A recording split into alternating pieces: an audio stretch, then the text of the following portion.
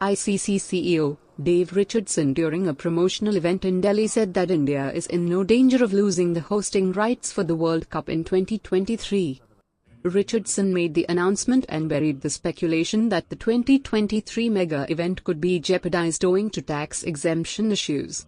The government of India had refused to grant tax exemptions to the cricket's international body when India hosted the 2016 World T20, at which the latter had asked the Indian board to either pay $23 million as compensation or lose the hosting rights of the 2023 edition of the quadrennial event.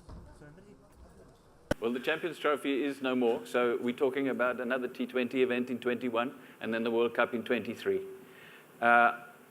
Getting the tax exemption is important for world cricket.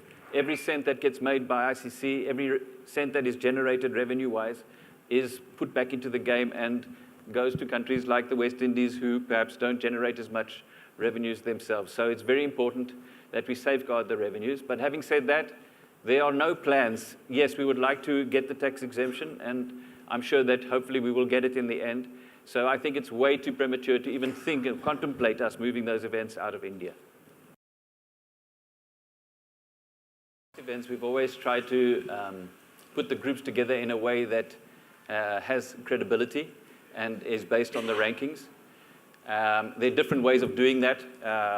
One of them is called the snake method. So you've got rank number 1 and 2, and then 3 and 4 and 5 and 6, or you can go 1, 2, and 3 and 4. So there are different ways of doing that, as long as the groups are of equal quality in each group. We find if Pakistan happened to be in the same group as India, it works out well, we'll go with that. Obviously, the world likes to see the two teams playing against each other. In this case, however, again, the rankings were used as the basis for allocating the teams in the groups. In this case, Pakistan were number 1 in the rankings at the cutoff date, and India number 2.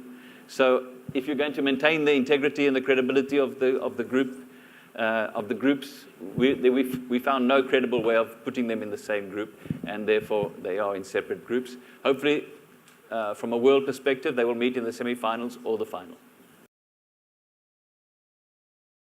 It's not only about anti-corruption, it's also about player conduct.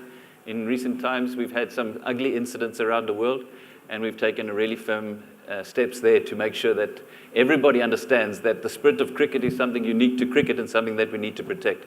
And on the anti-corruption side, in recent years, we've taken a much more proactive approach to trying to disrupt these unscrupulous individuals that wander around the earth trying to fix cricket matches. And in the past, we've more or less said, okay, let's educate the players, let's try and keep them doing the right thing, but we actually haven't taken any steps to take action against these criminals. And that's the change. We're now trying to disrupt them as much as possible. And what the players have been very good at is they report any approach that gets made. So you might read more about anti-corruption measures in the media, but that's not because it's getting worse, it's because we are actually trying to do much more to disrupt these, as I say, there's this criminal element that is trying to disrupt not only our game, but other sports as well.